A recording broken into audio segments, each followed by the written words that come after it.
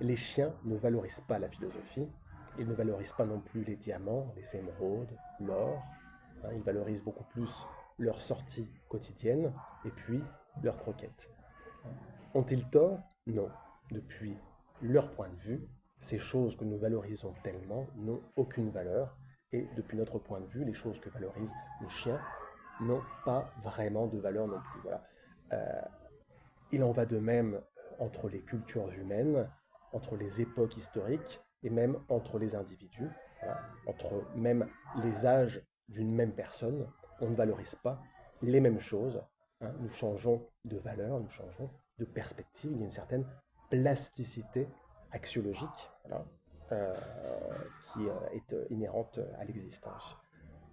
Prendre conscience de cela, c'est acquérir non seulement la possibilité euh, de voir les choses sous différents angles, mais aussi une certaine légèreté.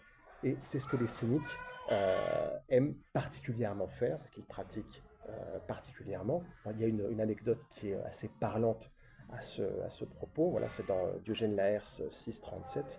Il dit: ayant vu une femme prosternée devant les dieux dans une posture indécente, il s'approcha d'elle et lui dit: ne crains-tu pas qu'il y ait quelques dieux derrière toi, car tout est plein des dieux, et que ta posture ne soit injurieuse pour lui?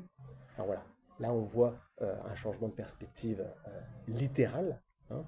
Euh, à partir d'une même situation, on se retrouve avec un jugement, une axiologie qui va nous porter vers le négatif ou vers le positif. Donc voilà, dire que euh, cette possibilité de changer de perspective, non seulement elle est intéressante, mais dans le cynisme, puisque voilà, le but ici est principalement éthique, elle peut aussi nous apporter surtout une certaine sérénité, une certaine tranquillité d'âme.